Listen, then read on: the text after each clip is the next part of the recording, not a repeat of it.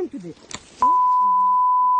Ошто үрөй учурган окуя болду. 15 жаштагы кыз 1 жылга жакын топ балдар жана кыздар тарабынан кыйноого алынып, сойкулукка тартылганы кабарланды. Кыздын адвокаттын айтымында өспүрүмдүн ата-энеси Казакстанда миграцияда болгон. Кызынын зомбулукка кабылганын алар интернетке тарап кеткен видеодон көрүп, адвокат Жахангир Сайфуллаевке кайрылышкан. Адвокат өзү Азаттыкка мына буларды айтып берген. Зомбулукка 1 жылга жакын болуптур. Бизге жакын болуптур. Ал ошо 3 сутенерша аялдын, кыздардын колунда жүрө бериптир да бул. Анан качышка аракет кылдым деди.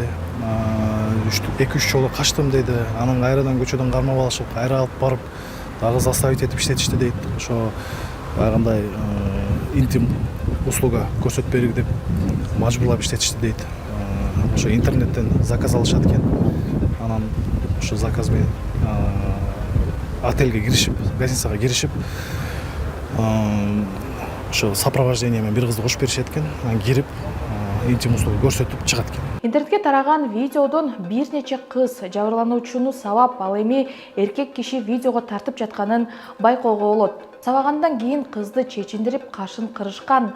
Бул окуя Кара Суу районундагы каналдардын биринде тартылганы маалым болду. Ал эми акыйкатчы Жамиля Жаманбаева укук коргоо органдарынын жетекчилерине кайрылып, кыздын укугун коргоп, кечиктирилгис чараларды көрүүгө чакырды. Акыйкатчы институту тез аранын ичинде укук коргоо органдарынын жетекчилерине адам сатуунун курмандыктарынын коопсуздугун камсыз кылуу үчүн баардык мыйзамда көрсөтүлгөн чаралар көрүлүшү керек деп эсептейбиз. Кыз өз өмүрү коркунучта экенин айтып, аны сабап коркуткандардын баары бүгүнкү күнү деле эркиндикте жүрөт деп бизге жардам сурап кайрылган.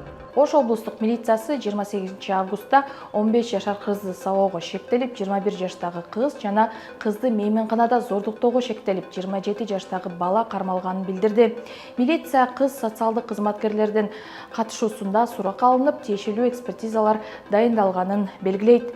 Ал эми 29 августта облустук милиция сойкулук кылууга тартуу беренеси менен козголгон кылмыш ишинин алкагында 18 жаштан 23 жашка чейинки 4 кыз кармалганын маалымдады. Ошондой эле милициядан окуянын бардык жагдайлары аныкталганын жана кылмышка тиешеси бар башка адамдарды аныктоо иштери жүрүп жатканын белгилешти. Тилекке каршы Кыргызстанда балдарга карата жасалган зомбулук азайбай келет. Укук коргоочулар сексуалдык зомбулукка кабылган балдарга өзгөчө көңүл буруп, алардын укуктарын коргоо механизмдерин жакшыртып, ар тараптуу жардам берүү керектигин айтып келишет. Балдар үчүн иштеген 111 ишеним телефону бар, чалуу акысыз.